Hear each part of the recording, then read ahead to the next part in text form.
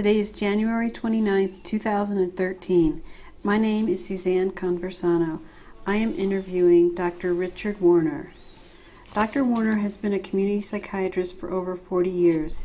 He was the medical director of the Boulder County Mental Health Center for 29 years, from 1976 until 2005. He is now the director of Colorado Recovery, a community-based treatment program he designed for people with a serious mental illness. Dr. Warner has been a leader in the world for his treatment and recovery research on schizophrenia. Thank you for speaking with us today.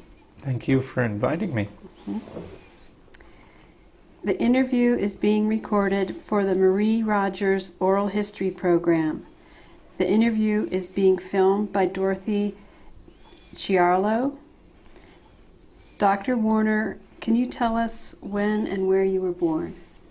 I was born in London in September of 1943, and about the age of 4, which is where my memories start, we moved down to Dorset, which is in the south of England. My dad worked on a small holding and a farm for a while, as a mechanic some of the time, I had two siblings, my brother and a sister, both a good many years older than me. Mm-hmm.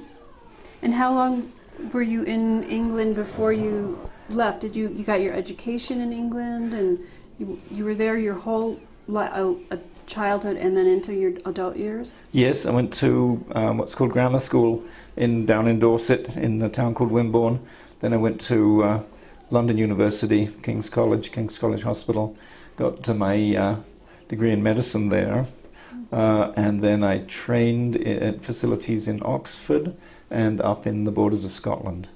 And during that time I married my wife, who's American, Lucy, and we came over here together to Colorado in 1971.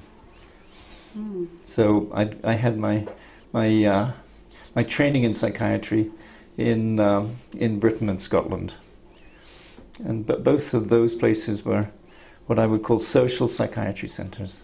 Can you talk a little bit more about that? Well, yes, they were really very interesting, very unusual. This was the late 60s, and the setting where I first worked in Scotland, in Oxford, was a therapeutic community, which was very big movement at the time for transforming the dynamics of the hospital itself into being a more human scale kind of environment. And each day I'd go to work and there'd be a community meeting of all of the staff and the patients on the unit in a big circle, probably 60 people, and there would be discussions of everything to do with running the ward or to do with treating any particular person's illness. And I really don't remember any meetings or many meetings with people as individuals. It was all conducted in this, in the hospital at least, it was all conducted in that therapeutic community setting. Then after the experience there, I subsequently worked in a similar kind of place in the borders of Scotland. The first place in Oxford was called Littlemore Hospital. The one in Scotland was called Dingleton Hospital, which had been transformed also into a therapeutic community by a famous British psychiatrist called Maxwell Jones. And when I finally qualified in psychiatry, I asked myself and my colleagues, now where's the next best place to work in social psychiatry? And they said, oh, Fort Logan Mental Health Center in Colorado, where Maxwell Jones has gone to create another novel experience for working with people with serious mental illness in a very intimate and community-oriented way. So prior to what you described as more of a community-centered treatment program, what were they doing prior to that? What were you looking at before that? Well, these programs, so the therapeutic communities specifically, were designed to transform the old institutions. And round about the mid-1950s, there was a big movement both in Europe and here to move people from the, well, you'd call them state hospitals in this country, from the asylums in Europe into the community. There were a number of things driving that. One of them was the introduction of the antipsychotic medicines, but in fact it was more than that, because in Britain the movement to the community, the de-institutional movement, started before there were any new, at that time, new antipsychotic medicines. And the driving force, in my opinion, was to a large part there was actually a tremendous labour shortage at that time, post-war Britain and Northern Europe, and there actually was work for people who had significant psychiatric problems. And so coming out, living in the community and getting a job suddenly was much more feasible. And of course the society was transformed by the war and after the war. There was much more of a leaning towards the community presence. The movement in this country, in the United States, was driven by somewhat different factors. It was very much driven not only by the new antipsychotic drugs, it was driven by the introduction of disability support payments, and Medicaid especially. And when they introduced Medicaid, that meant that whereas previously people in state hospitals were all treated at the expense of the state budget, when Medicaid was introduced, they were treated roughly 50% at the cost of the state and 50% at the cost of the federal government if they were out in the community. And so there was a great thrust to move people out of the state hospitals into the community. And sadly, and I witnessed this when I was here, many people with very serious illness were really just dumped out of those state hospitals, or out of the state hospitals here in Colorado, into the most abysmal conditions in nursing homes with basically untrained staff, no programs, or into huge boarding homes, again with no staff, in the center of Denver. And it really was a despicable situation at that time, but at the same time it was a scene of great inventiveness. The doors were opening. Most of the staff who were employed in community mental health, which also started back then in the late 60s and early 70s, most of those staff were young people. And in Colorado, the setup was all of the new community mental health centers were independent, non-profit entities, and they were almost self-governing. So there was a division of mental health that had regulations, but you could come up with any intervention method that seemed to make sense. And so when I started out at Fort Logan, I was working in the community of Adams County.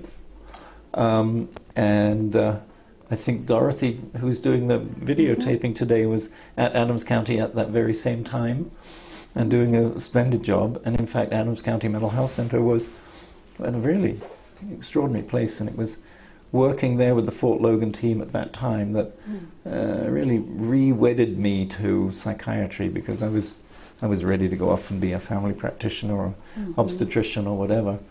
But there was these young people working together in an inventive way was a transformative experience.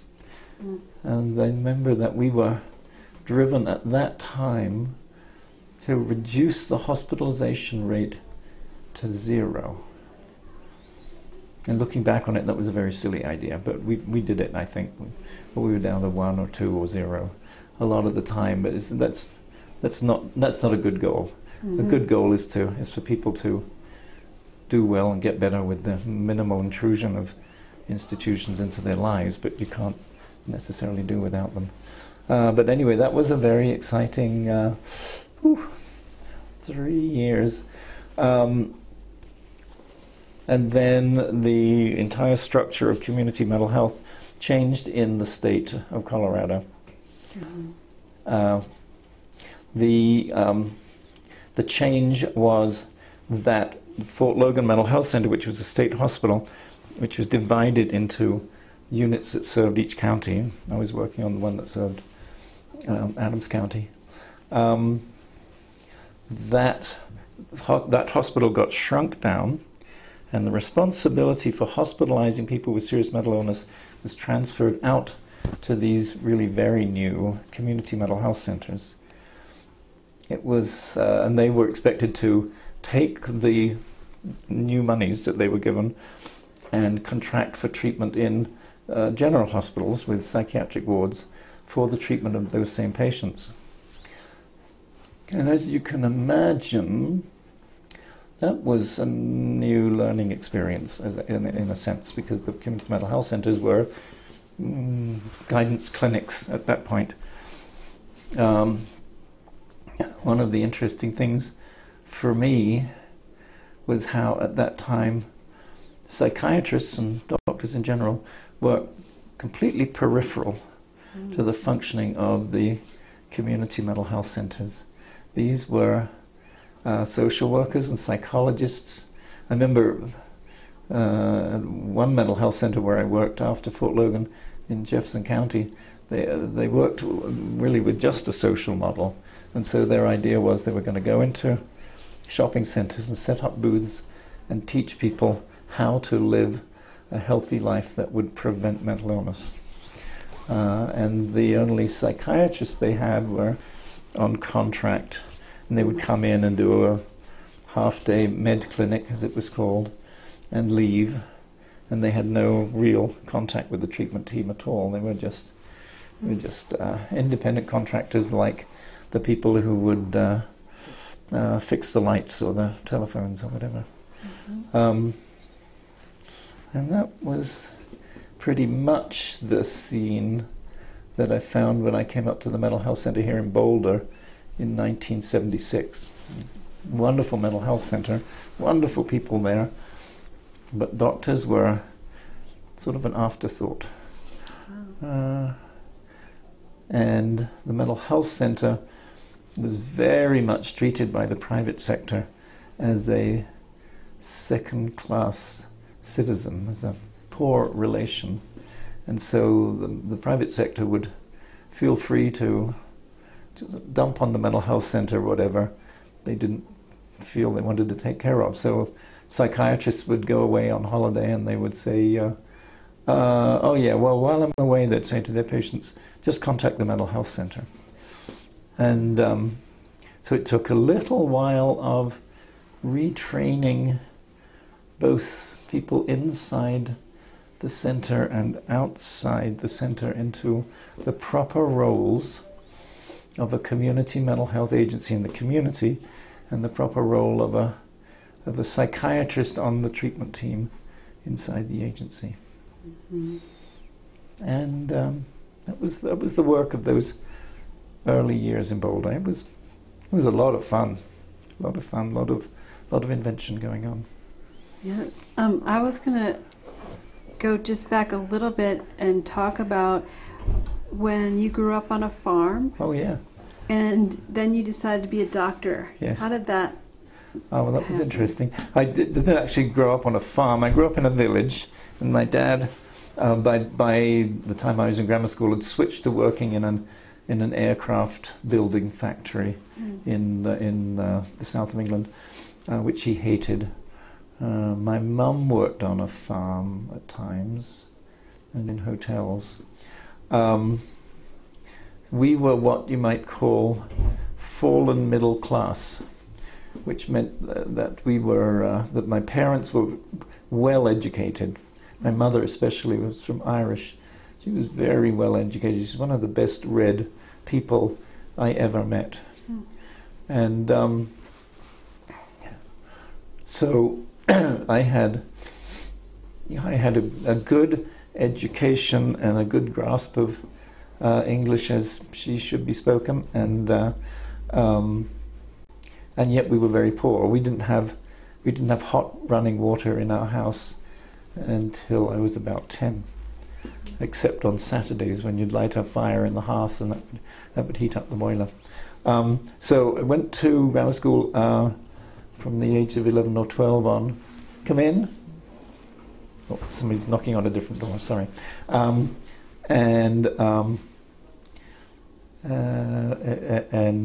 I didn't know what I was going to do towards the age of 16 or 17. I thought I'd like to be a TV newsreader or something like that. And then I wrote to the BBC, and they said, well, you'd have to get a degree from Cambridge if you want to do that. So I thought, oh, I don't know that I want to do that. So then I changed my vision, my career vision, suddenly about the age of 17, and had to switch from arts, which was literature and language and other subjects, to science. And I had suddenly to pick up a lot of extra biology and physics and chemistry, and applied to medical school because that I suddenly decided was what I'd like to do. How did you make that change? What made you think medicine? Well, that's a very good question. I'm not sure. I know that I was very interested in psychiatry even at that point, and I know that my dad was being referred for ECT due to depression at that time, but I don't remember that being a very big factor. The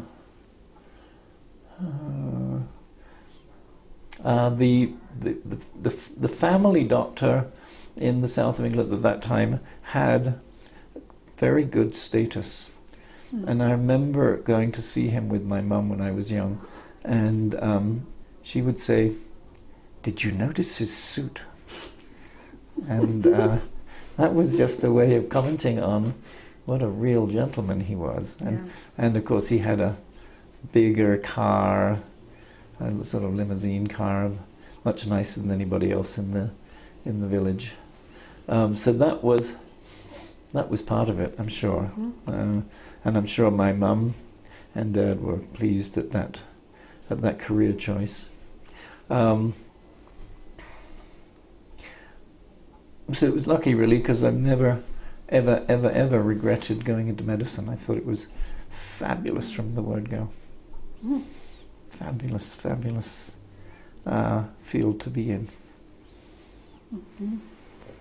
And when you got into medical school, how did you decide what area to specialize in?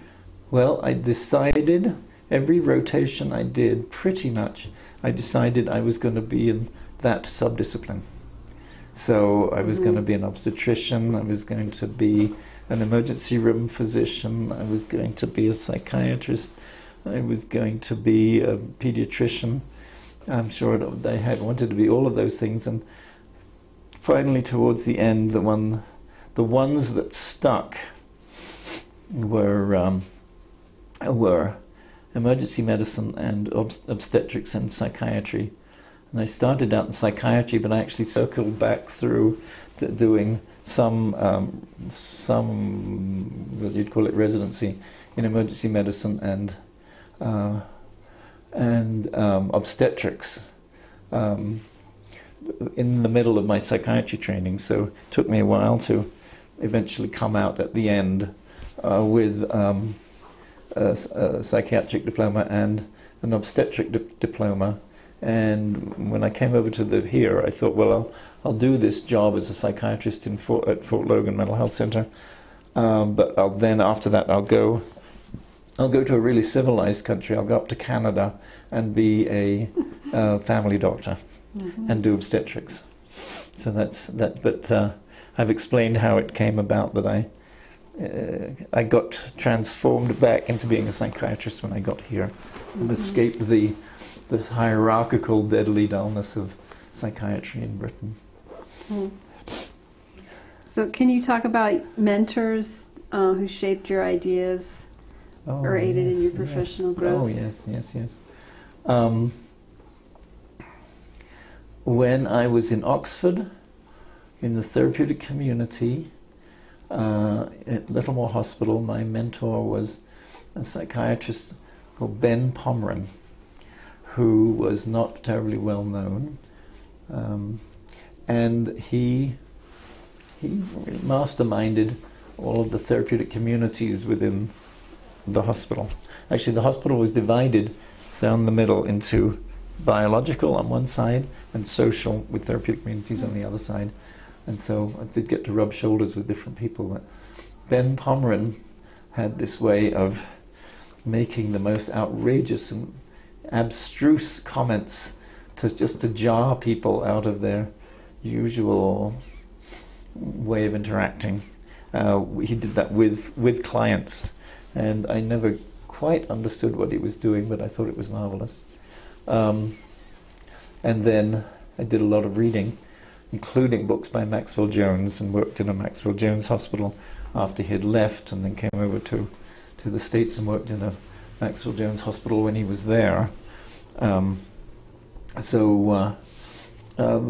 were very powerful figures with whom I actually worked. But I think a lot of the other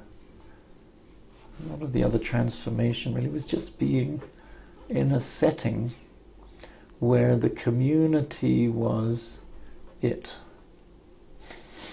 And so one of my mentors, I suppose, was community. Mm-hmm. And that's a theme that sort of weaves itself in and out of everything I've done since. And I don't just mean community in the sense of Boulder County or something like that. I mean community in the sense of the community of peers or whatever is what heals, or what can be made to be a healing force. Mm-hmm. And so I think that was shown to me not by an individual, but by the group, by the community itself. How is the community healing? Well, if you're involved in the community, I mean, I'll just talk about it in the sense that we're doing it here now at Colorado Recovery. If you have a serious mental illness, there are a couple of ways that you can go. The professionals may say, well, you've got to be mainstreamed, you've got to be properly socially integrated. We're going to put you out in this housing which is dispersed all through the community, and you can get a job in this company, and you've got to just learn to work with other people who don't have serious mental illness. The opposite of that would be to build your programs around the community of people who share the same experiences and concerns about having experienced serious mental illness. Mm-hmm. So what we do here is, rather than having dispersed housing, we have clustered housing. And we put a community organizer, not a treatment person, but a community organizer into that community to help people interact in that community. We also developed a psychosocial clubhouse here, which is like the psychosocial clubhouses that have developed out of Fountain House in New York, starting back in 1949, which in a sense is a therapeutic community in the community. And what happens when you're involved in settings like that is, within your community, you're expected to contribute. And whereas you might be a second-class citizen in a job as a filing clerk with serious mental illness in a law firm, in your own community, you might be expected, like in the clubhouse here, to run an activity program of one kind or another, to be on the planning committee, to help other people achieve their goals who are in your group. So it's a way of empowering the person and giving them roads to being productive. And one of the things that I've held to be vital in recovery from serious mental illness is to have a productive role in which you feel like what you're doing is an important contribution. And if you don't have that, if anyone doesn't have that, they don't have the same meaning in life that they would have, that people would have it when they do have that sense of belonging and usefulness and contributing. Without that, you have a sort of existential emptiness and why bother? And a big part of it is that there's a stereotype around serious mental illness, which is that if you accept the label, you have to accept the stereotype of being basically worthless, unpredictable, not able to contribute reliably. And if you accept that stereotype, if you say to yourself, that's me, then you start behaving like that. And you function at a much lower level than you would if somehow you were learning the opposite to be true. And the community gives you the opportunity to learn that you do have value and that you can contribute. And so the community, as I say, becomes the healing force itself. When you talked a little bit about your career path and your education, and maybe can you talk a little bit about your professional positions, books you've written, and organizations you were involved with, and your recognitions? Oh, sure. Okay, thank you. It's a good question. The thing that changed my career, well, a number of things changed my career.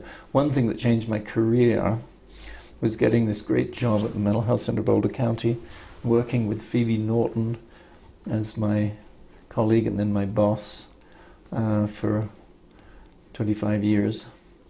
And being, working with someone who was really a soulmate and shared the same vision of what was going to be helpful, allowed us to be inventive and to come up with approaches and programs and models that worked really well. And that eventually came to function so smoothly that there was an interest in Europe and elsewhere, in Australia, to hear about what we were doing. So that was really the start of it, and starting one of the facilities, for example, at the Mental Health Center. Now, I'd seen something like this at Adams County when I worked there with Dorothy, which was called, I think it was called the Community House there. It was an alternative to hospital. No, it's called Intensive Treatment House in Adams County, I think. And it was set up there to be an alternative to the hospital, much cheaper, that you could have it within your own organization. People could stay there when they were in crisis, get treatment and move on. So we created something along the same lines here in Boulder. Came to be called Cedar House, and that was for 15 people with acute and serious mental illness coming in from crisis. And police cars would pull up outside, and out would come the clients, and they'd come in, and we'd call in orders in the middle of the night, and they'd be treated there instead of going into a hospital. And by gosh, wasn't that a heck of a lot better, because the doors were unlocked and the staff were casual, and you could go outside and smoke, and you could help with the cooking and help with the chores inside the house. Again, it's a community, a real community, where your contribution is valued. So anyway, that was one of the things we created. So those kinds of programs and other ones became quite, functioned very well and became quite recognized in Europe and other places, and so I got to go and talk about those. And then after doing, working at the Mental Health Center for a while, 76, well, it wasn't that long, less than 10 years, I wrote a book. What happened was, this is the story, I went to a conference in California, which was put on to describe the results of the Soteria House project, which was a project set up by Lauren Mosier, who was another mentor, and he created the household which was essentially, in the vein of Ronnie Lang's facility, Kingsley Hall in London, which was a place I'd never been to, but that was both that and soteria were places where people were treated for acute psychosis, schizophrenia, essentially in the Soteria project, with minimal or no use of medications, and being surrounded by non-medical aides, people, young people who were there to sort of be the healthy part of the environment, and to try and avoid the person having to go to hospital.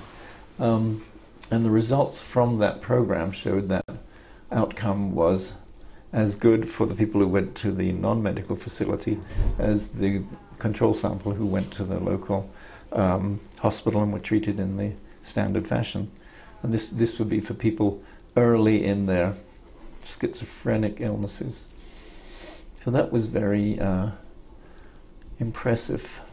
And it took me by surprise because I'd never been taught that people recovered from schizophrenia. So I thought, well, I'm not just going to take this lying down. I'm going to go back and look at the research and see if people do recover from schizophrenia. Mm-hmm. And so in those days there wasn't any Google and there wasn't any library online database. It meant going into the medical libraries and going down into the very dusty, dark recesses of the ground floor or basement floor of the library and finding the old tomes of German and English and American journals, going back through the 20th century to the beginning of the 20th century. And I just had a set of cards, and I just kept track of the long-term outcome results of people with schizophrenia through every decade of the 20th century up to that point, which was 1980 or so. And I turned that into a paper, and then eventually I turned that into a book. Because I turned it into a book because what came out of it was there has always been a very significant complete recovery rate from schizophrenia of 20%, except during the Great Depression when it was 10%. And there's always been a very healthy, what you might call social recovery rate, which includes complete recovery, but it means you're actually functioning pretty well in the community, have a job, have your an independent household, not causing any disturbance, maybe have some symptoms. That ran along at about 40% throughout the 20th century, before and after there were any antipsychotic drugs, except during the Great Depression when it dropped down to 20%. So I started thinking, well, is there a correlation here between the rate of unemployment in the community and the outcome from this serious mental illness, schizophrenia? And with, other analyses and other data coming from other sources, I wrote this book which argued that work and other roads to being productive was central to recovery from serious mental illness. What's the title of your book? That's called Recovery from Schizophrenia, and the subtitle is Psychiatry and Political Economy. And I would say that had zero impact in America, and very significant impact in Britain and Australia, because in America we really don't have a field of what you might call social psychiatry anymore. And in Britain they do have more. I mean, they have a true interest in rehabilitation in those countries, whereas in America insurance companies won't pay for rehabilitation. Forget it, it doesn't exist. There's no health insurance coverage for rehabilitation, really. It was published unrecognized here, but it was a British house and it got recognized in Britain. And then one day this wildly excited Italian psychiatrist called me up and said he'd just come back from a course in London, and he'd read my book, and he wanted to translate it into Italian, and his name was Giovanni de Girolamo, and he became a good friend, and he did translate it into Italian, which amazed me. I thought he was just full of hot air. And it got published in Italy, and it was just struck exactly the right nerve in Italy, because at that time Italian psychiatry had this this entire wing of radical thought, actually driven by Marxism, which was especially strong up in the north of Italy. This was in the 80s, but the movement started back in the 70s. The institutional movement came late.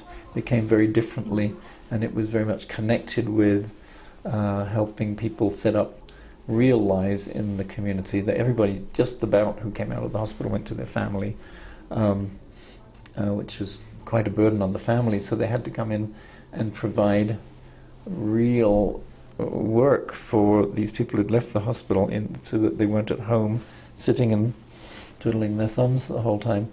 So they created businesses, especially in Trieste, in the northeast corner of Italy. They created businesses that provided a useful product or service, and employed people with serious disability. These were called social firms. And so after the book came out, the book that I'd written was a perfect match to what they were doing. And my friend Giovanni fixed up a lecture tour, and we went to God knows how many cities in a couple of weeks, probably 8. And I just kept getting invited back after that, because I was, in a way, while that period of Italian psychiatry was underway, which still going strong, but it was wildly attractive for a decade or two. During that time, I was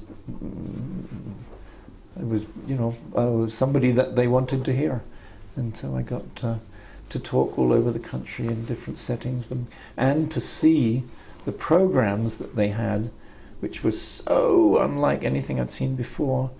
It was a wonderful experience. Come in. So, Dr. Warner, you were just talking about your book and that it was well received in Italy, and you talked about how that the clinics there and the community resources were different than anywhere else you had seen. Can you talk about that? Well, yes, I remember my first visit to Trieste. It was supposed to be before, it wasn't before the days of airplanes, but anyway, I left the town on a sleeper train, and I remember not being able to get any sleep all night, really, because I was in such turmoil from what I'd seen in Trieste.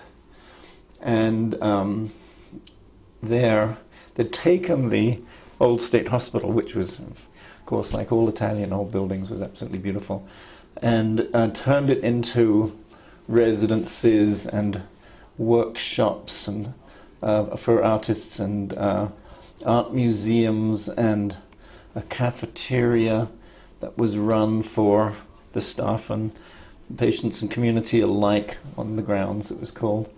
The place of the wild strawberries. And it was run and employed people with serious mental illness.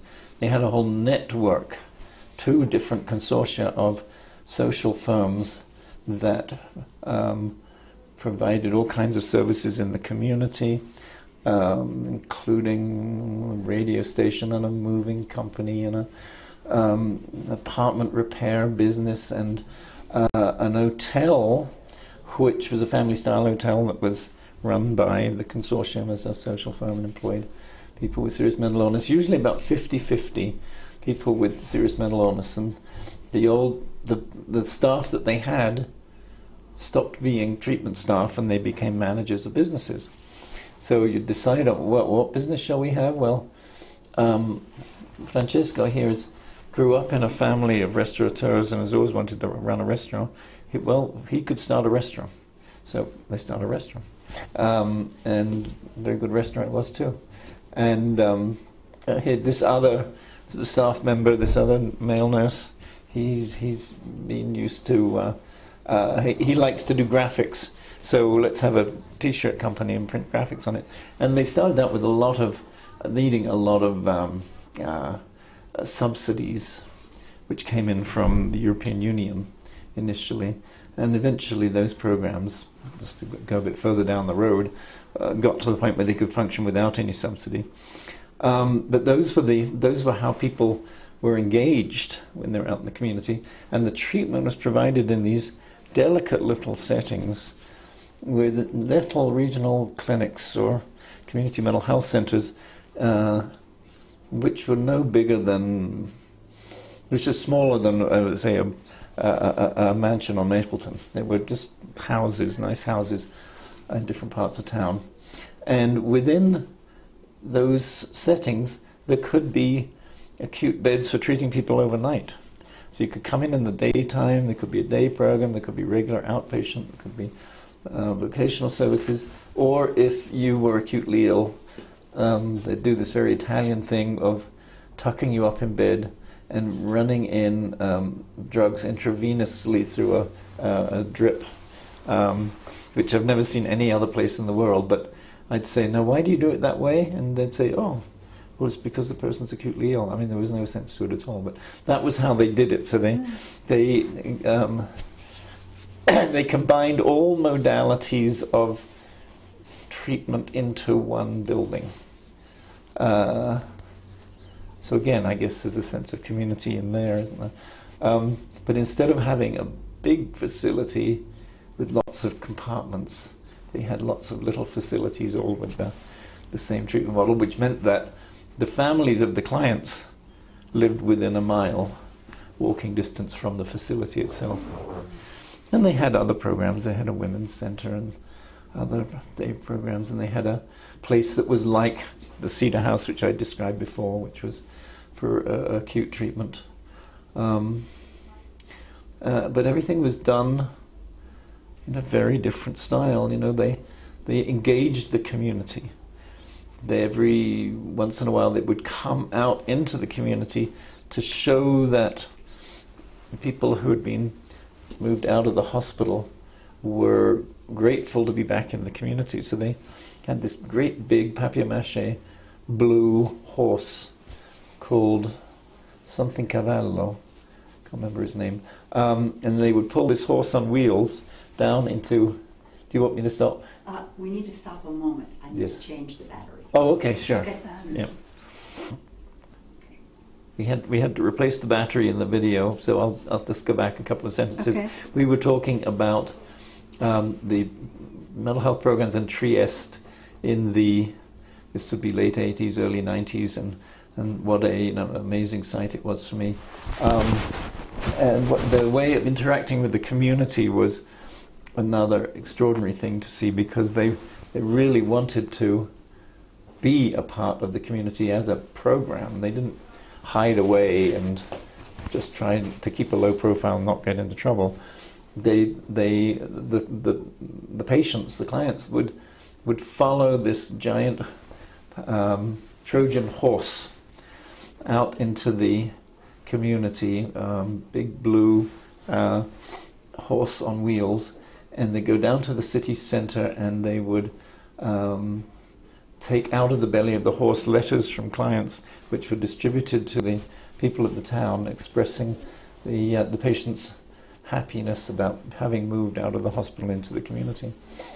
And the businesses, in the same way that they created, were very much obviously promoted and part of the community, but they would aim for high-end businesses like jewelry stores in order to raise the status of people with serious mental illness. They never wanted to go low end. They did, when they had a furniture workshop, which they did, they brought in an artist to design novel furniture, very modern furniture, which you couldn't find anywhere else, to be at the high end of the the consumer spectrum. So how did I get onto that? These were some of the things that amazed me. They also had a genuine joining between the staff and the patient. So every meeting that I went to was always people with serious mental illness and the people running the work programs and the treatment personnel. Now, the work programs are actually separate from the health service, but they ran parallel with them. So there was genuine collaboration, and the cooperatives, they were called the consortium cooperatives, had boards of community professionals who would help with running and designing the cooperatives so that you had real business input. And the other wonderful thing they did when they came out of the hospital is they set up, the person who set up these initial programs, and the whole approach was called democratic psychiatry.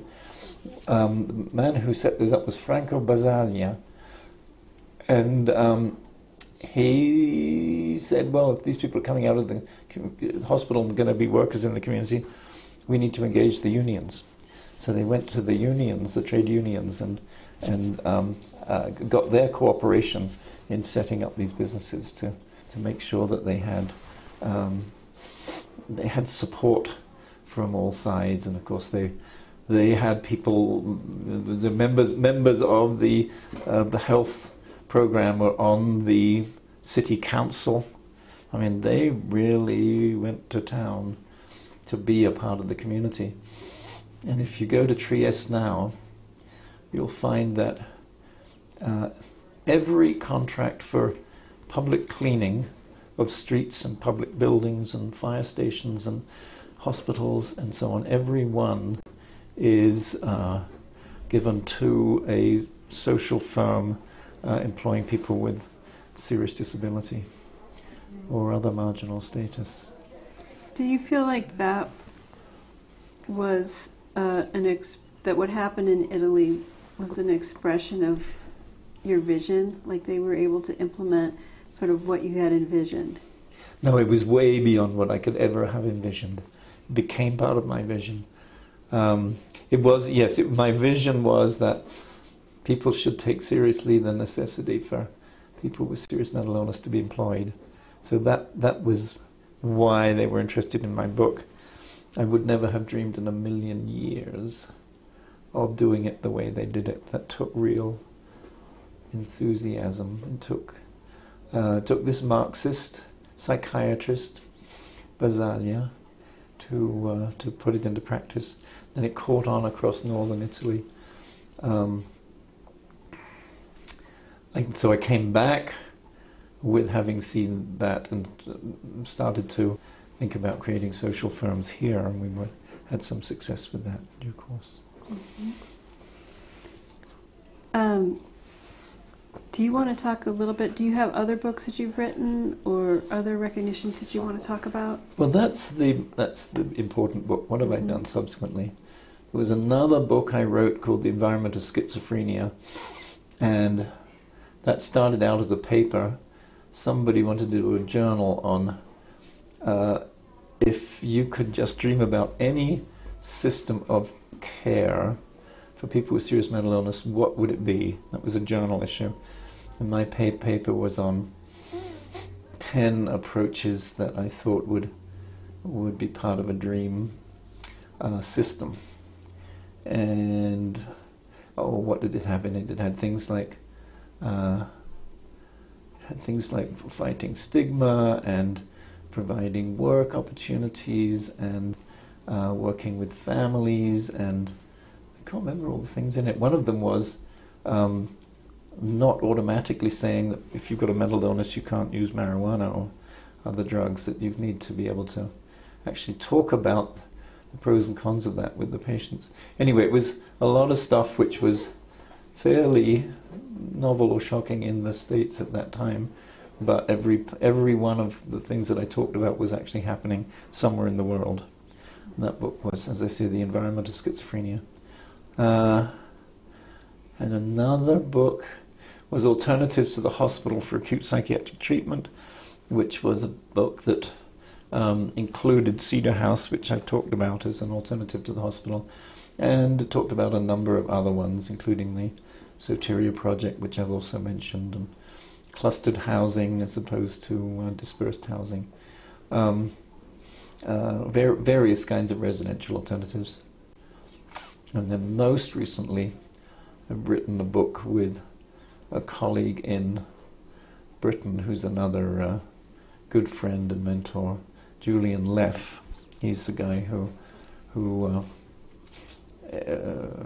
really formulated the idea of working with families of people with serious mental illness to get better outcome.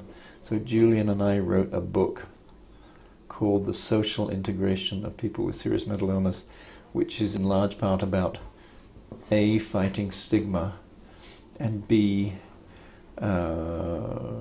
having forms of genuine rehabilitation for helping people have real lives in the community. Mm-hmm. That one's fairly recent. So you've talked a little bit about what inspires and motivates you, but you can address that question in your whole life. Like, you have pictures in here all about a lot of different places in the world for travel, and so what kind of things inspire you and motivate you?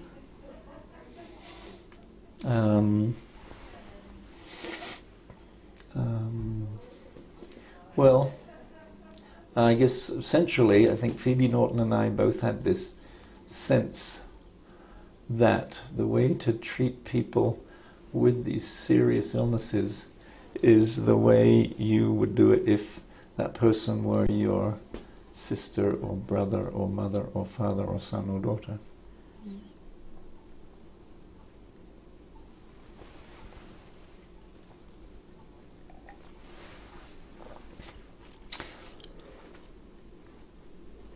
Which isn't the way it's often done. Much more compassionate than what we really see the treatment is. Right, right. And then to introduce that tone into whatever treatment environment you're involved in. So I've been very lucky to have positions of authority where I could influence the work of a whole team or the work of the parts of the agency, and reflect that decision-making across the board for even the most disturbed patients. Sort of a very concrete and fundamental part of that vision was very hard to pull off, but it was never to put someone with serious mental illness into a nursing home who didn't have a physical disorder that required them to be in a nursing home.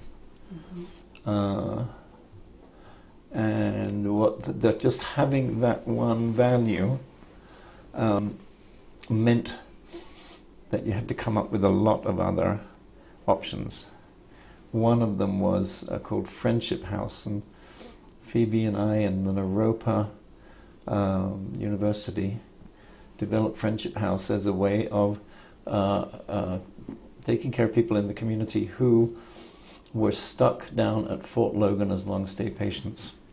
There's no way to get them out of there unless you really put them in an intensive setting where their every need was taken care of, but in a gentle, caring way, in an environment where they helped care for themselves, of course. So that was one example of a program that, was just one thing that we developed in response to the need that was both economic, in the sense that these were people who were at Fort Logan using beds that we needed to use for more acutely disturbed patients. And that helped the budget of the mental health center so we could treat other people. And it also helped get people out of a second-rate setting into a first-rate setting. despite very, very serious illness. So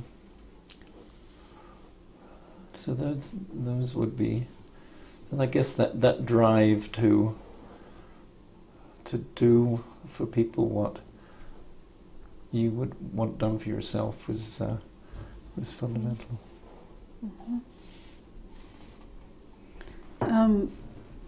I was going to switch. Is there anything else you want to share with us about your personal life that's just a little bit about you? Well, for much of my adult life I was a runner. I became a runner at about age 39, and that was a big hobby. When I was first married, I liked to make furniture, and then we got a Cuisinart. So my power tool ambitions were satisfied with the Cuisinart, and I switched to being a cook. That's another hobby. And I like to read, and I like to write, and I like. You can see I love Italy because I've been there a lot, and I love the country. And you'll see pictures of Italy up here. So I went to university, a class at a time through the my last 20 years at the Mental Health Center, and learned Italian, and enjoy. Well, if I say I enjoy Italian literature and films, it would suggest that I can read it freely, which I can't. I can get by. Anyway, I love going to Italy, and we have a place in Italy, and we go there often to stay, my wife and I.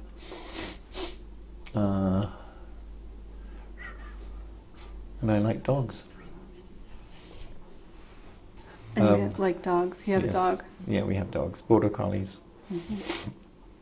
Okay, so is this a good time? Yes. Yeah, so what I'm going to do next is sort of, you've talked a lot about the mental health systems in Europe and here, but I'm going to talk a little bit, ask you some more specific questions about your years at the Mental Health Center, and focus a little bit more on the challenges and how the community impacted your decisions and vice versa. So we'll talk a little bit about that. Okay, good.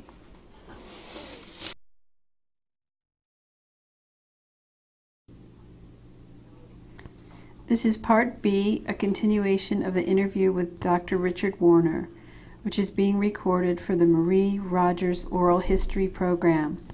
The date is January 29th, 2013, and my name is Suzanne Conversano. So Dr. Warner, just so sort of for the general population to explain, what is a serious mental illness? Good question. When I say serious mental illness, I generally mean someone with a psychotic illness, and I can define that, or with severe depression. Oh wait, stop. Oh, yes. I forgot to give you this back. Okay, good spotting.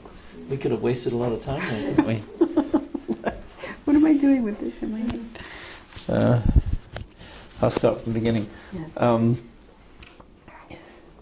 When I say serious mental illness, I mean someone with a psychosis, which I'll define in a moment, and or someone with a serious depression. Sometimes depression can be very, very serious, even without psychotic symptoms, and very severely disabling. The common forms, a psychosis is when somebody starts really to perceive the world in a way that other people don't perceive it. They may have beliefs about what's happening that are false, and that nobody else shares those beliefs. They may hear things that other people don't hear, occasionally see things that other people don't see. Their thoughts may be disordered in a way that other people don't find them logical or coherent.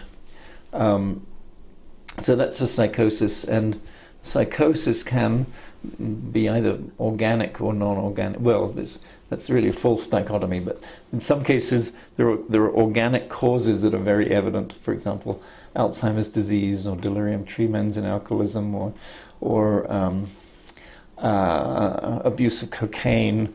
These are organic causes of psychosis. The common one back in the early 20th century was syphilis, which caused a neurological condition that presented as psychosis.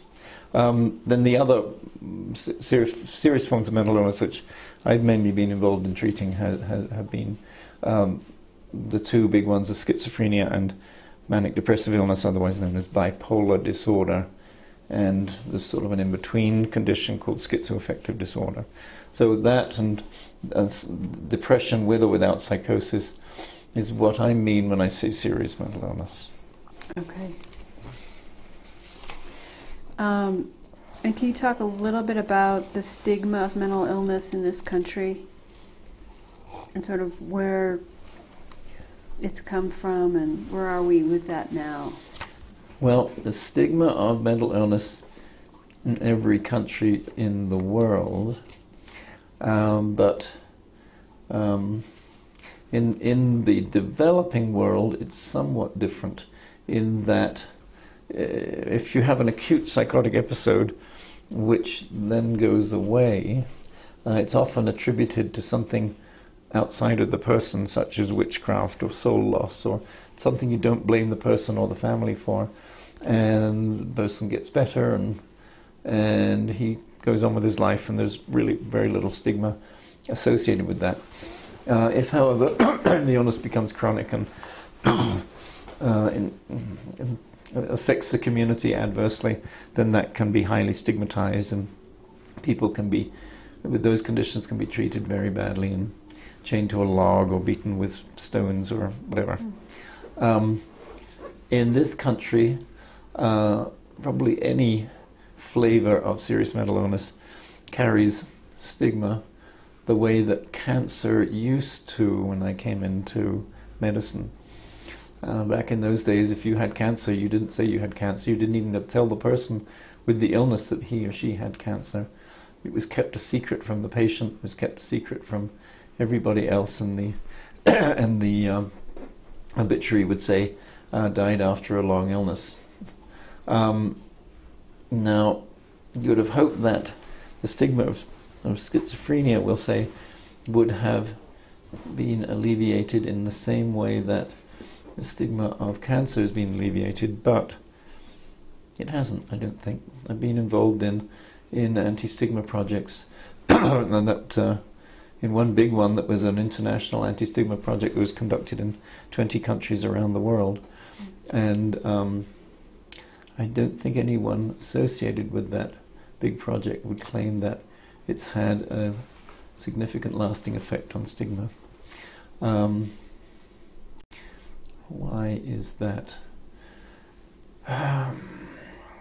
Well, in this country, one reason is that the educational system continues to treat mental illness like it would have treated cancer 40 years ago. They don't really speak about it in school, and what we really need is for school boards across the country to say, where is mental illness in the health curriculum? Because it isn't anywhere. And when we had an anti-stigma project here in Boulder, which ran for about 3 years, and some very good people working on it, we had some very good results in some ways. We approached the school board to try and get mental illness introduced into the health curriculum, and the result was really not that. The school board voted to instead have what you might call a wellness program, how to live a healthy life and avoid alcohol and drugs and get lots of exercise, and what sort of relationships to have in order to avoid distress. There wasn't anything introduced on schizophrenia or bipolar disorder. We at that time went into the schools. We found it easier to get in, not through health classes, but through art classes. And we went into the schools with the Speakers Bureau of people with serious mental illness and ran an art competition out of multiple high schools. Produce the best art you can to that treats the issue of stigma of mental illness, having provided the kids with stories about mental illness and stigma. And they produced some wonderful work, and we did this for 2 or 3 years in a row, and the show each time would get exhibited, and it would go around the high schools. And those few years of kids, I'm sure, know a lot more about mental illness than most. But nobody in society really learns anything about serious mental illness. So when your son or daughter gets it, it's like it's the rarest form of tropical disease that ever came out of a textbook.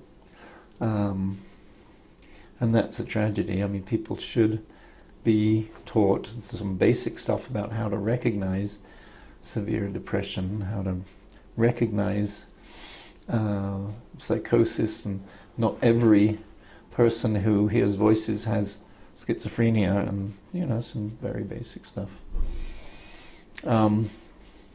So that's one way that stigma expresses itself. And it expresses itself, I think, largely out of ignorance and a fear of the unknown, and violence and misunderstanding for what's going on, and a sense that behavior is always under the person's control, that it's part of your personality. If you can't behave right, then you're a bad person. I'm not very good at explaining why there is stigma, but I'm pretty good at explaining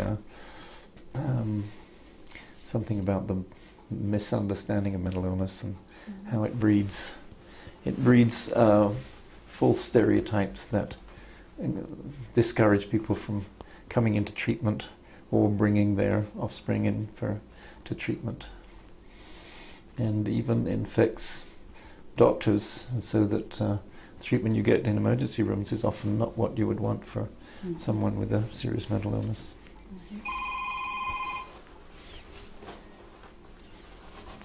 I'm going to just talk a little bit about where we've come in our conversation. So in 1976 is when you started working at the Boulder County Mental Health Center. And that was a time when medications were used more for interventions, and we deinstitutionalized. We had to deinstitutionalize treatment for the seriously mentally ill person. And that had been about 20 years, would you say, that all that's happened? Yes. At that time? And so when you started at the mental health center, what were your goals as the medical director there? My goals were to try and put together a system of care that would keep the people with serious mental illness well and stable in the community, and to avoid the use of institutions for that purpose as much as possible, to avoid admissions to hospital. And they were doing good things at the mental health center already at that point, but they were doing better than many parts of the country, but really across the country.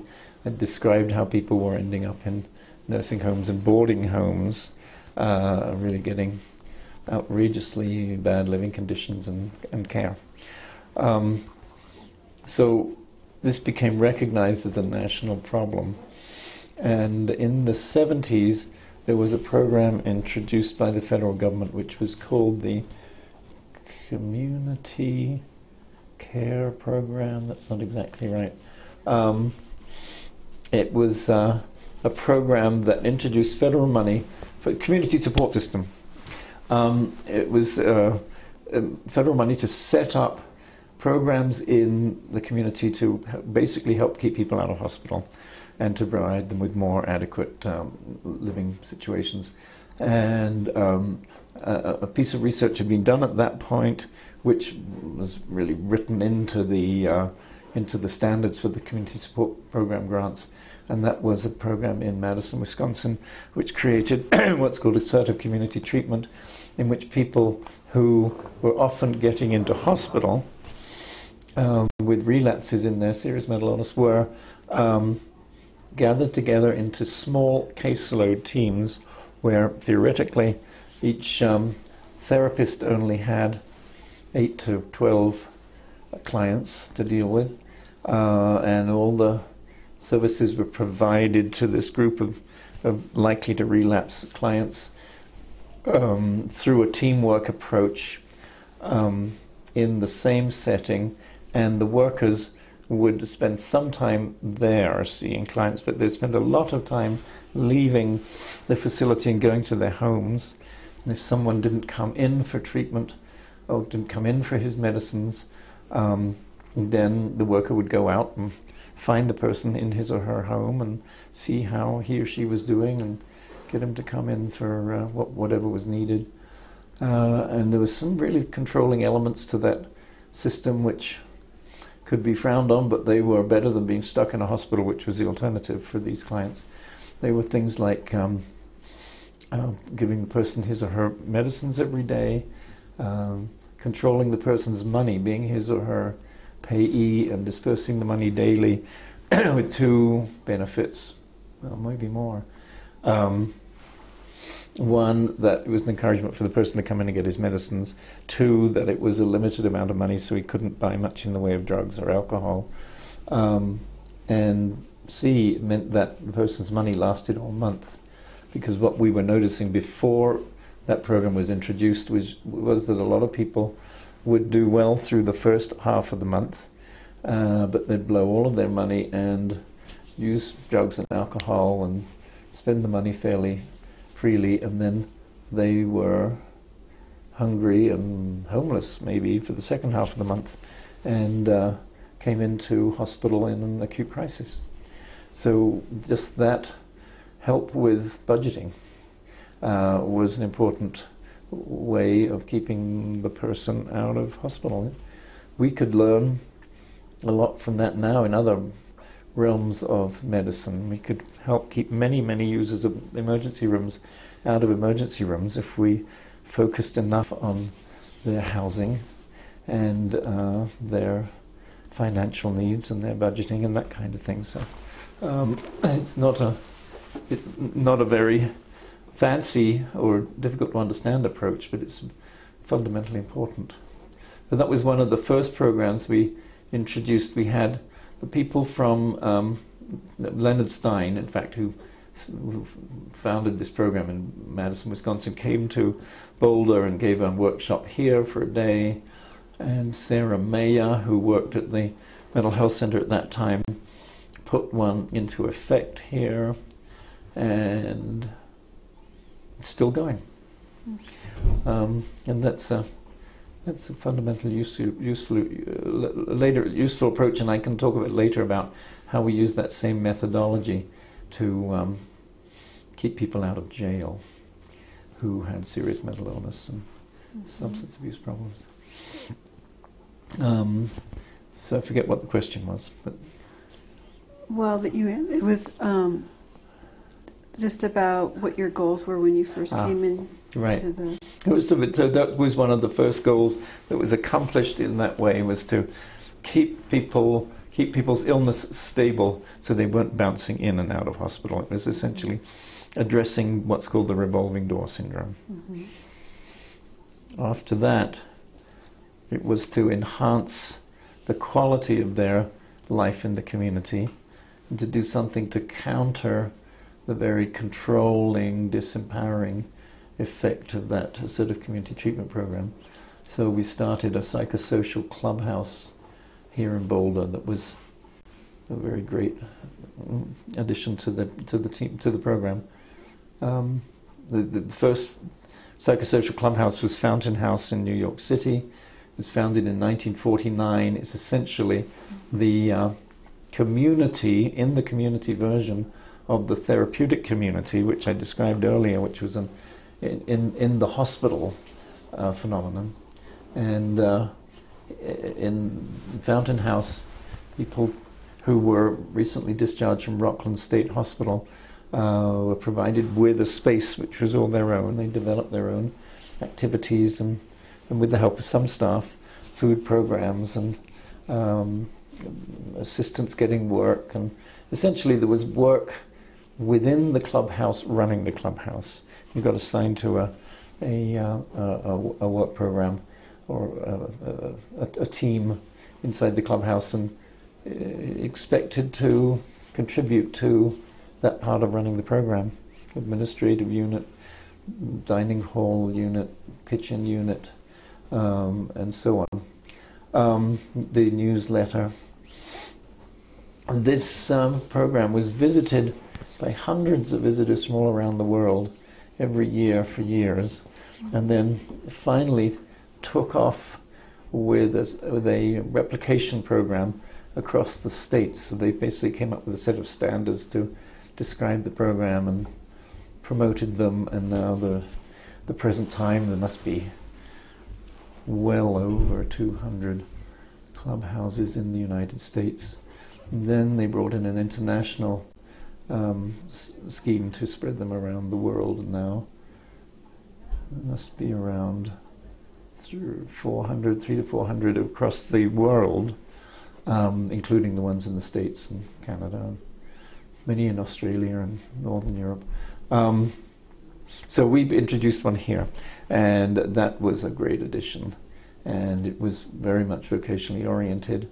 There was a supported employment program that worked out of there, which helped people find jobs and worked with both the client and the member, and the member of the clubhouse and the employer to help the person stay in work. And the members had a genuine community that was supportive.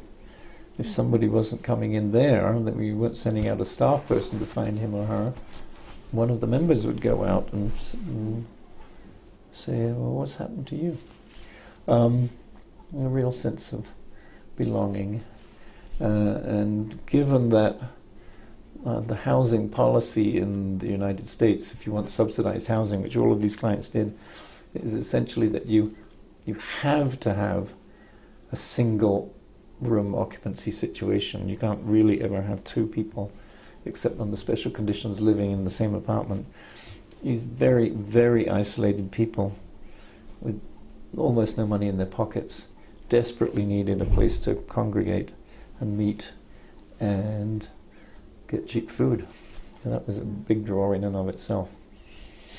And that worked for about a third of the clients with serious mental illness. The ones who were who were functioning too well didn't want to be associated with other people with serious mental illness, so that's fine, you can choose where you want your community to be. And there were those who were functioning at a low level who didn't like the focus on work, and they stayed away. And so it wasn't for everybody, nor is anything for everybody. So what niche does the Mental Health Center fill in terms of mental health services in Boulder County? Well, it is and was the public sector community service for people with various forms of mental illness, adults and children and elderly, from serious down to moderately serious. Back in the days when I was working there, I think it was more accessible, and anyone could come in who had a serious mental illness. That at that time, if you had a serious mental illness, you didn't really expect the private sector to take care of that person long term.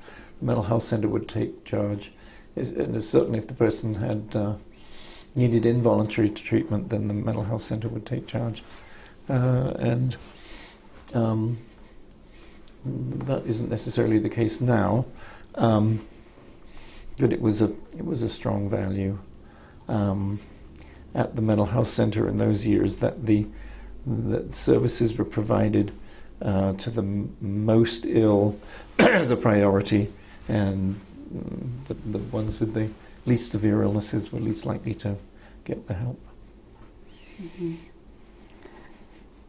How was the mental health center funded, and is the funding adequate?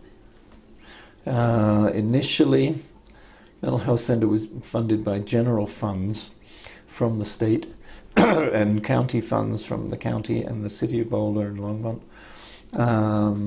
Boulder County and the cities of Boulder County were really very supportive and funded the programs probably better than any other part of the state, I would think. So we were quite well off. A lot of the money was tied to specific programs, so sometimes you didn't have much choice about how to change the budget. And then Phoebe Norton became extremely successful at generating Medicaid funds for different programs, and a lot of those included collaborative programs for children and adolescents, a program to prevent infant abuse and neglect that would begin with families before the child was born, where there was a high risk, programs for keeping adolescents out of juvenile detention and out of home placement by providing support for the person and his or her family.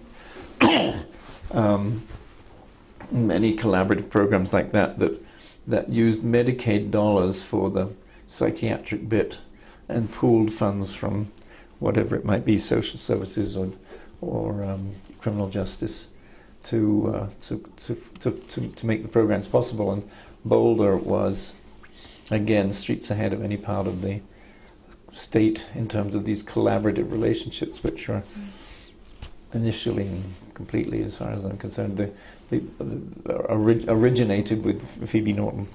Mm-hmm. So there were other programs also for the adults, like assertive community treatment and other programs that utilize Medicaid fee-for-service payment. So gradually we used more and more of the general fund to match the Medicaid dollars, which came from the federal government, and eventually we had very little or none, no general fund left. It was all Medicaid match. Same source, but a different label. Then what seemed to be a very good idea developed in the 90s, which was the idea of Medicaid capitation.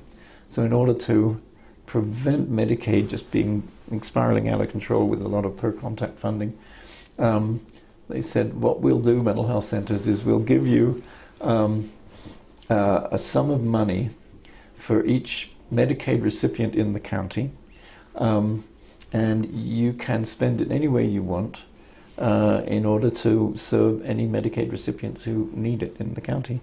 And that went very well for a while, and the liberation of the rules around what you could bill Medicaid for allowed us to do far more outreach and create new teams and get even better results for a while. And it was overseen by the Division of Mental Health, and the original contract was you get the same amount of money now that you used to get before, or 95% of it, and then they changed the rules. And they did two big things. They said, well, no, you can't keep the same amount of money now that you used to get before, because Boulder, you used to have all these Medicaid programs and you're getting more per capita than the other counties, so we're going to have to even that up. So then a lot of money was being lost from Boulder County to go elsewhere, which makes sense. And I think the Office of Budget and Finance, what's it called, HICPUF, the HCPF, something public funding,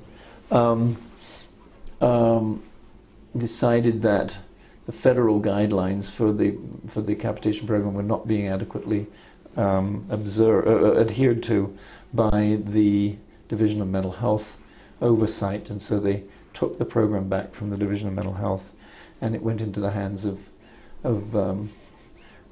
budget bureaucrats who really didn't understand mental health at all, and it got very, very rigid and demanded a vast amount of administrative expense. And that's where we are now, with a sort of ossified, pauperized program where virtually all the funding now goes to Medicaid recipients. There's no money left for the indigent because the general funds have all been converted into Medicaid match.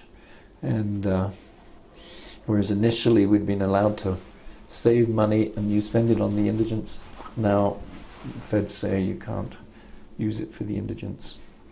So there will be a heck of a lot more money coming in with the new Affordable Health Care Act, because there will be many more Medicaid recipients. So suddenly there's going to be a rush of money back into community mental health. But given the way the system is so ossified, one just hopes that it will be spent wisely. Oh. Can you talk about some clients that you know that have, without using their names, of course, that have been success stories? Sure. I'm thinking of somebody right now who was in hospital and jail a series of times because he relapsed in his psychotic illness, and there was a lot of public nakedness involved and a lot of family friction involved and despair in the family and a lot of paranoia, if I remember correctly, and moving around the country a lot because he thought his car was poisoned by some kind of infection and his house was poisoned, and he had to abandon his girlfriend because she was either spreading the infection or affected by the infection. So he gets into treatment involuntarily here in Boulder, and it would be about a year ago, and now he's so stable and doing so well that we're about to offer him a job. So I won't say more about it than that in case I reveal, information that would allow him to be identified. There was another lady who for years was very, very aggressive and angry. We treated her once for paranoid schizophrenia. She left treatment. She traveled around the country. She was raped at knife point at least once, and she was living on the streets and had a desperately awful homeless existence for years, and her twin daughters were raised by their grandparents, I think. Eventually she gets back into treatment and gets better and gets a lot less angry and recognizes she needs treatment, and got a job and carried on working and took care of her twin daughters again, and became a really helpful colleague to me because she would come and help train the police. We spent several years training the police about serious mental illness and how to recognize it and how to manage it and what caused it and that kind of stuff. And she would come and speak to the police and help with changing their perception of the person with serious mental illness. Their perception is the person with serious mental illness is always very angry, aggressive, and disordered, and never well, because that's the only way they ever see them. And so this was a way to help them understand that, oh yeah, people do get better. Thank you. Is there anything particular about the culture of Boulder that has helped or hindered the effectiveness of mental health services here in general? The voters have voted for monies where necessary. The city and the cities and the county have provided money in a much more generous way than other counties. When the county was split into Broomfield and Boulder counties, it was striking how little money Broomfield contributed and how completely different the remaining part of Boulder County was. The the community is a liberal, accepting, tolerant kind of community, but there is no difference in the stigma here compared to anywhere else. The not in my backyard phenomenon here flared up in exactly the same way it might have anywhere in the country when we started our residential treatment facility 6 years ago. However, Cedar House, which was across the road in a slightly more mixed residential neighborhood, had no problems for 25 years with the neighbors because there were never any problems. So those people, which was a much more shifting population, who just sort of came and stayed in the apartments and left and came and left, those people didn't give a damn about the fact they were living next door to a psychiatric residential treatment facility. It just depends on really the nature of the community, and to a certain extent, not on their level of education or professional background or anything. That doesn't help.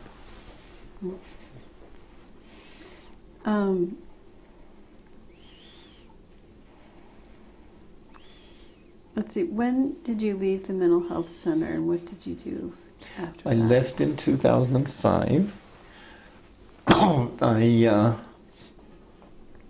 I looked for jobs elsewhere in Britain and other places, New Zealand, and then my wife and I decided we really didn't want to leave Boulder. So that was tricky because there wasn't really anywhere else to work around here that was community related without sort of having to drive down to Denver or something like that. So after doing some other things, I wrote a play and then came to this notion that we could start a residential treatment facility with outpatient attached. That I had the knowledge to pull off, and the daring to attempt to do it. And so that's how I came to start that program. So about 6 months after I left the mental health center, I started Colorado Recovery. Mm-hmm. And so what's your vision for Colorado Recovery, and how has that worked? How many years have you been here?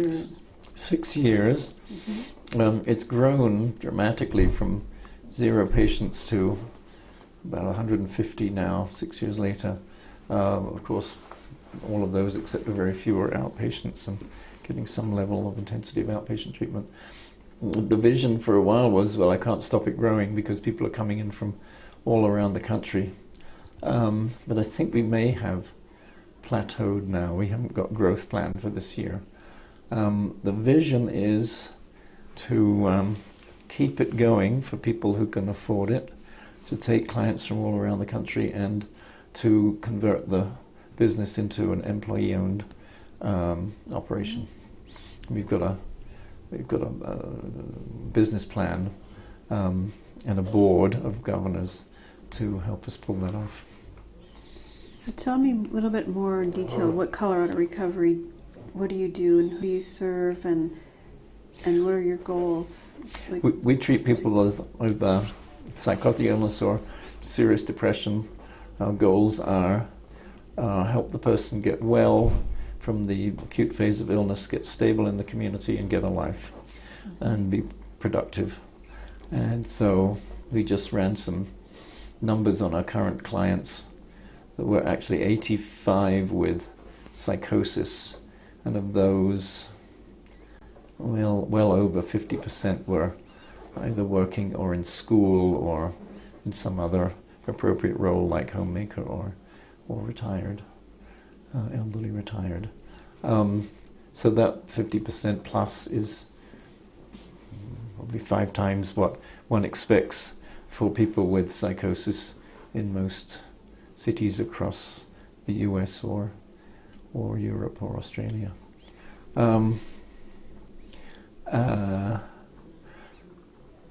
So what are our other goals? Our other goals are that people will feel well and do well, and that their relations with their family will be repaired. And that's one of the joys of doing this, is seeing that you help one person and you help an entire family system who feel they'd lost a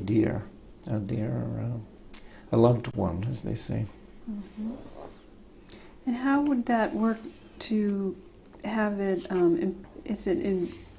how would you're going to structure the company so that it's owned by the people who actually utilize the services? No, by the people who run the services. Okay. So the idea is that anyone who's an employee, or who's a regular employee applying to a certain number of hours,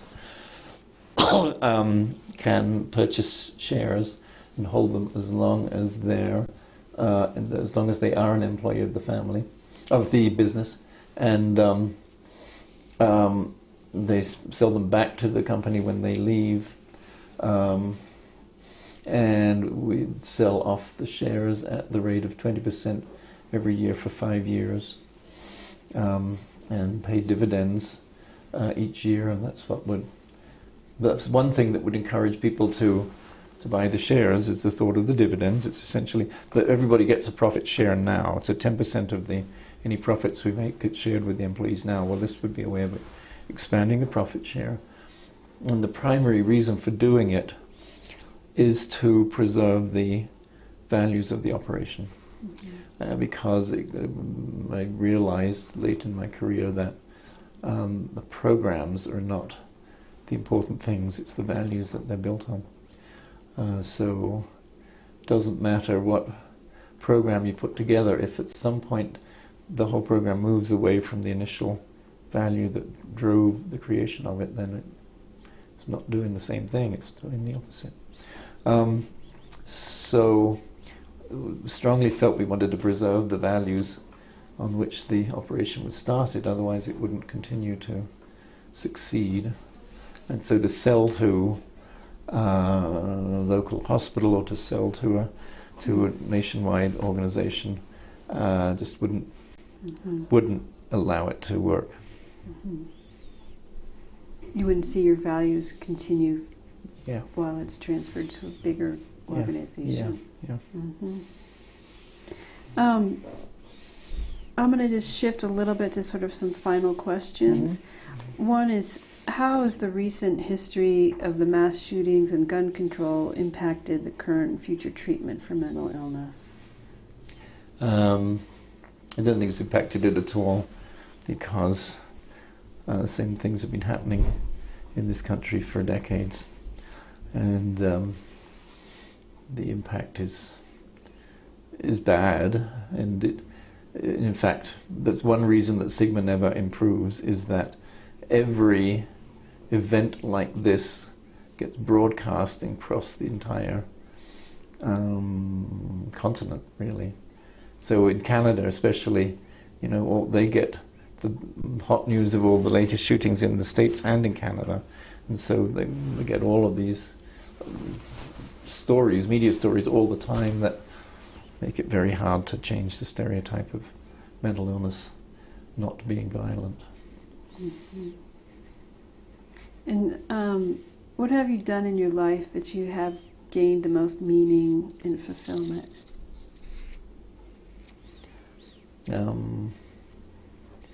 Well, I would have been very happy continuing at the Mental Health Center, having helped create and help run a program that helped keep people with serious mental illness in the public sector healthy and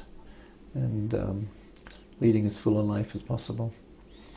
This program has been, the Colorado Recovery has been very exciting, because I'd never dreamed of starting a business and making it successful like this, and it does provide opportunities for good treatment for people who can afford it from all across the country, and they're very grateful to find us.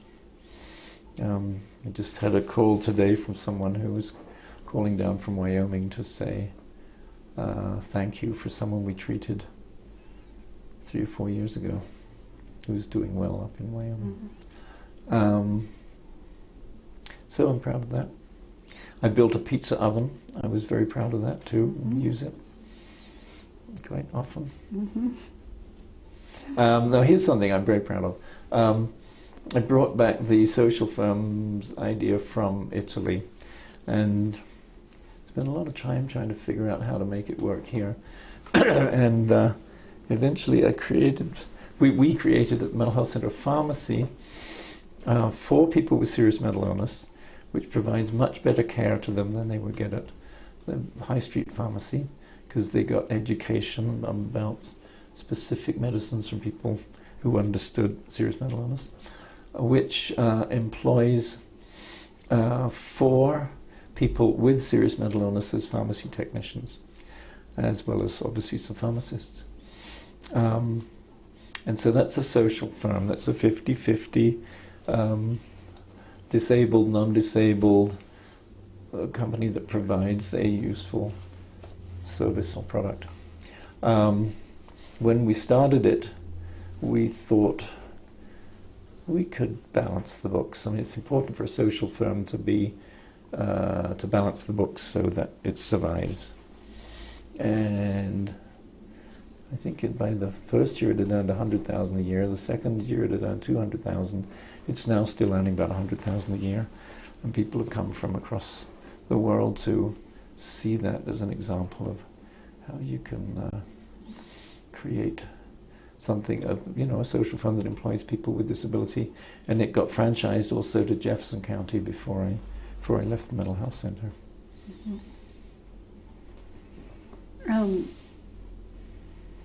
How would you like to be remembered? Well, let's think. As someone who helped set up systems that really help people, and I'm proud of the fact that the people who work here really like working here, and the people who are in treatment here do well. So I'd like those families to remember me. The families of the clients you worked with. Yeah. And it's from what you've said and from what I've read, it's complicated, all of the factors that come together to create a community that's supportive and helpful in getting people from a chronic, acute stage of a mental illness to being able to live in the community in a healthy, supported way. And it sounds like you've been able to do that in a lot of ways. Yes. Yes. It's I think it's not really that complicated if you work from your basic set of values. The complicated bit is making sure that people adhere to those values, and it's in personnel change, it's very, very difficult to have the institution continue the same values. Could you spell out those values? Well, again, things like focusing on the most severely disturbed individuals, even though they may not be the kinds of people that seem most like yourself, and wanting to treat them in such a way that you would want any family member to be treated. And in the public sector, to feel that you're there to serve the community in the best way that the community should be served, which for me again means prioritizing services to the very ill, and not to be exclusive about who can be treated, and to do what you can to make the funding follow those values rather than have the funding shape your values. Is there anything else you would like to share with us?